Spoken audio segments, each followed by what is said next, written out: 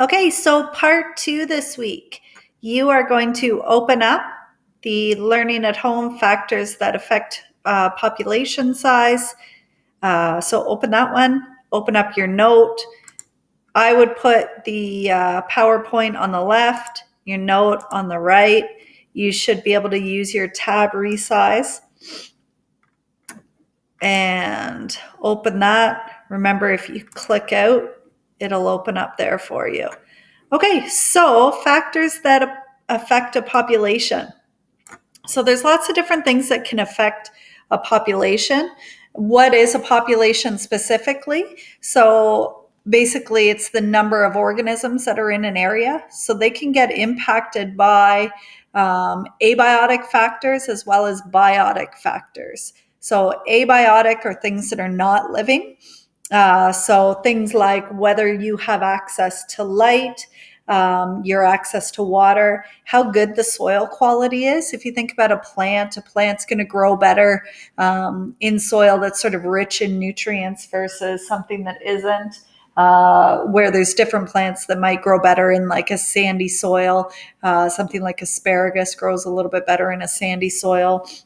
What else? So habitat loss, if we start destroying sort of habitat, then that's going to impact the organisms that live there, which can sort of lower their populations, as well as things like natural disasters. So if like our earthquake hits, then obviously that can impact a population.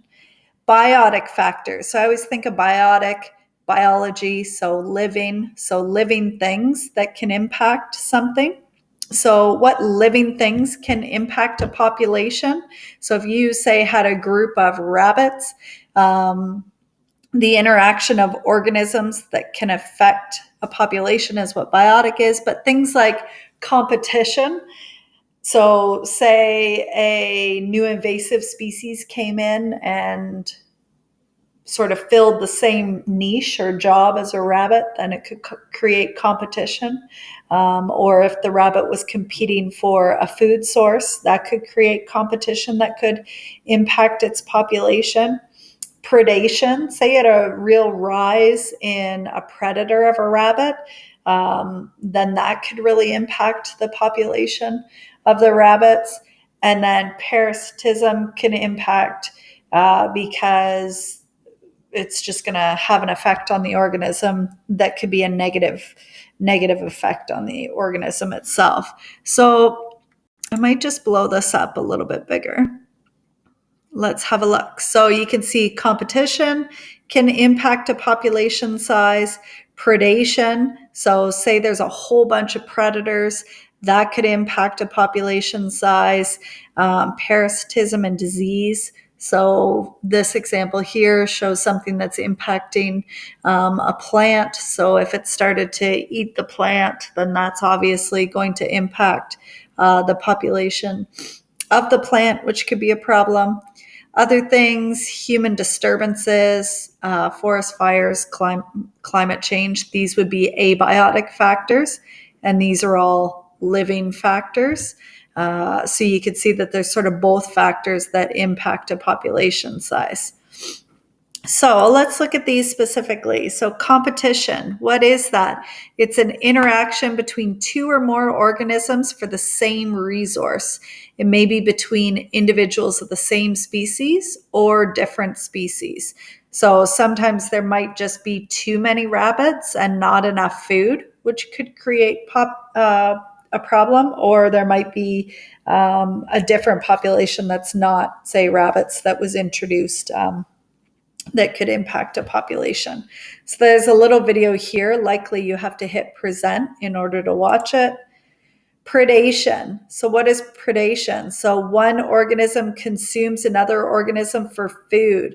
Prey have adapted methods of avoiding predation, such as running faster, having a bad taste, camouflage. Some of them will have really bright colors, which is sort of a warning to other organisms not to eat them. So they've kind of come up with lots of different adaptations to be able to avoid predation or sort of lessen the impact. Okay, symbiosis. What is symbiosis? So it's the relationship between two organisms of different species that have a close relationship. So you'll find sometimes that organisms will sort of live in a way that can benefit each other. So, for example, here I want you to watch the video. So, you can have a relationship where both of the organisms are going to benefit from the relationship. And the example here is a giraffe and the tick bird. So, it's a cute little video. You're going to want to press present so you can click on the link and watch that one. Another type of relationship, you can have one species benefiting while the other is neither harmed nor benefits. So in mutualism, they're both going to benefit. In commensalism, only one is going to benefit, where the other is sort of neutral, doesn't impact them, but they aren't harmed in any way.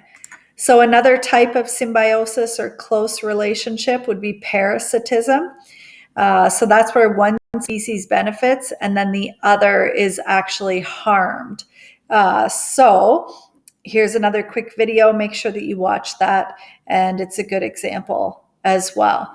So 3 different ways that organisms can live within close relationship to each other. 1, they both benefit. 2, one benefits, the other is sort of neutral. And the third one's going to benefit and the other one is going to be harmed by it. Okay, so if we talk about the carrying capacity of a population, so what does that mean? It means that as a population grows, an individual's personal space and resources are reduced.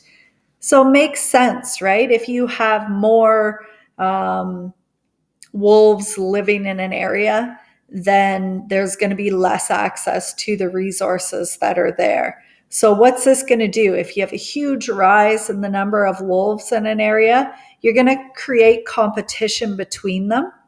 And you're also going to create stress among the individuals. So what happens when you see competition and you see stress? So 1, you can see that the births will decrease. So if you're so busy competing for food, then you're not going to be probably having as many babies. And you can see deaths increase because we know that as stress goes up, it can have an increase in the number of deaths.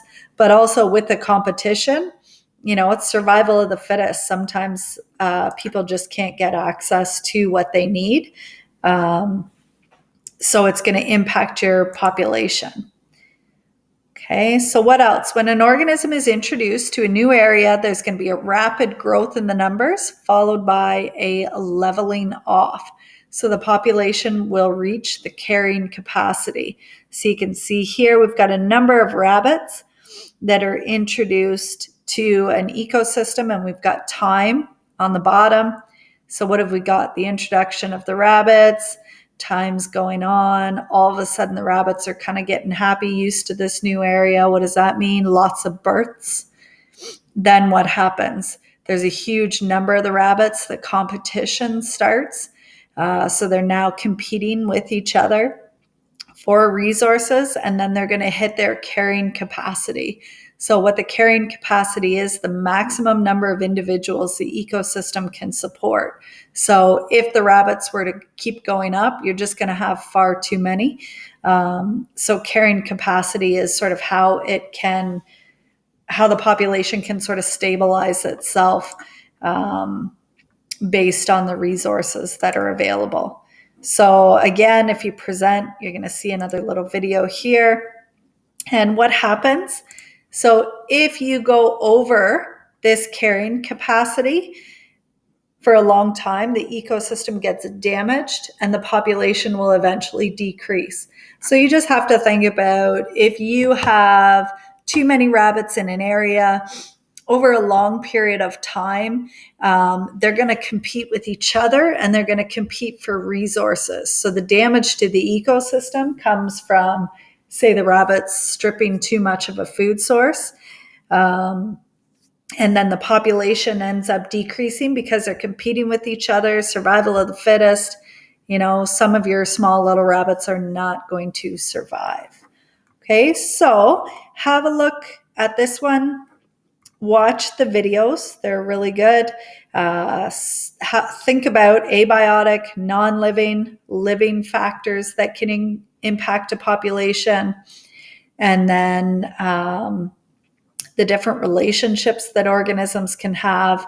And then this idea of carrying capacity. So how many organisms can live within an area based on the resources that are actually there. Okay, so that's your last task for this week, is to submit that to me.